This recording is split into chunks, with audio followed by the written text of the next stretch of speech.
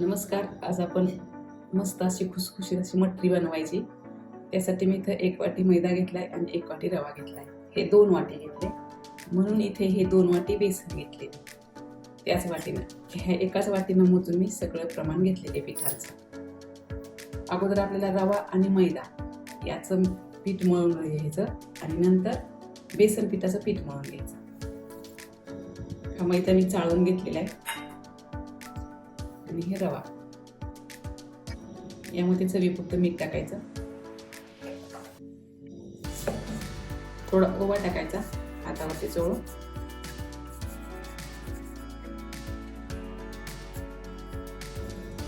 आणि 2 चमचे तेल टाकायचं. जशी तेलपळी असते ना तेलाची, 2 पळी तेल टाकायचं.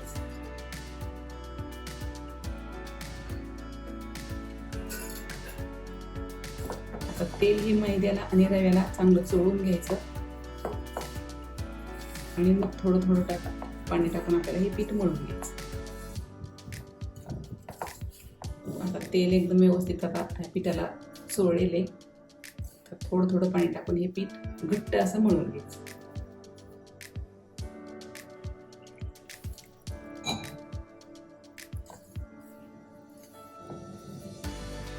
थोडंसं पाणी टाकून अगदी चमच्यावर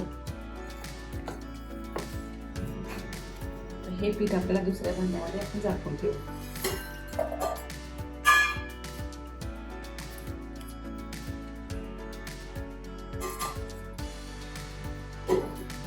त्याच भांड्यात आपल्याला हे बेसन पीठ मळून घ्यायचं. यामध्ये आपल्याला चवीपुरतं मीठ टाकायचं, थोडासा ओवा,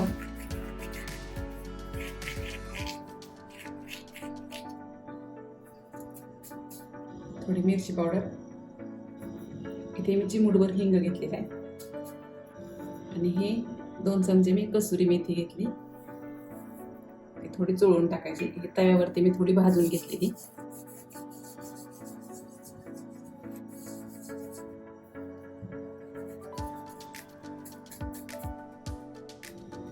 थोडी हळद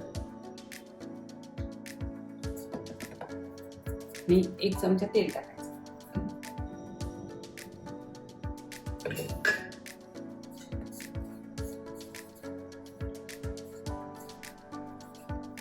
तेल चोळून घ्यायचं पिठाला, आणि हे पीठही रवा मैद्याच्या पिठासारखं आपल्याला मळून घ्यायचं.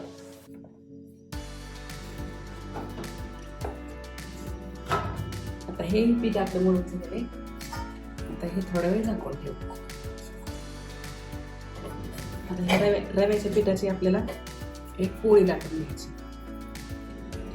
आता याची एक आपली पोळी लाटून झालेली. आता ही डब्याच्या झाकणाने आपल्याला अशी गोल कापून घ्यायची.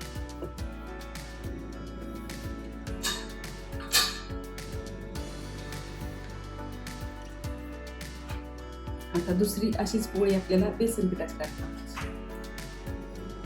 बेसन पिठाची पोळी लाटताना थोडंसं पोळपाटाला तेल लावून घ्यायचं.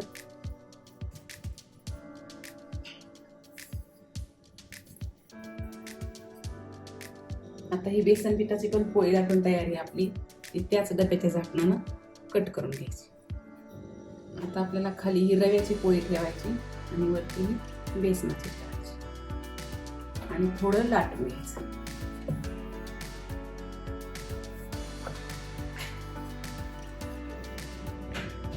बेसनाची पोळी आत ठेवून याचा रोल करायचा.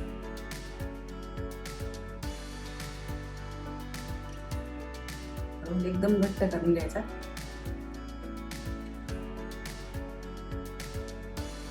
आणि याचे आपल्याला छोटे छोटे कट करून घ्यायचे.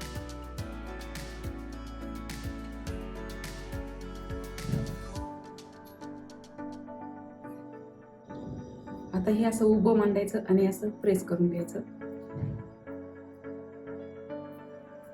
आता ही एक लाटी ही आपल्याला लाटून घ्यायची.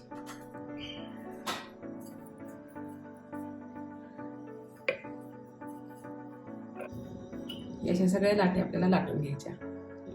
आता या सगळ्या मटरी आपल्या लाटून तयार आहेत. आता आपल्याला हे तळून घ्यायच्या. थोडे बुडबुडी यायला लागले तेल आपलं मीडियम तापलेले, तेल मीडियमच ठेवायचं.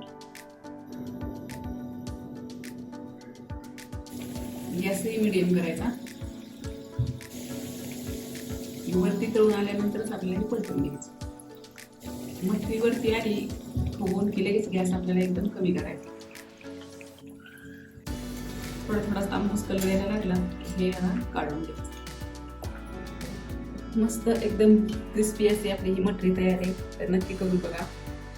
पहा, पूर्णपणे याचा भुगा होतो, एकदम खुसखुशीत बनते. तर नक्की अशा प्रकारे तुम्ही ही मटरी करून बघा. आवडल्यास लाईक करा, शेअर करा आणि चॅनलला सबस्क्राईब करा.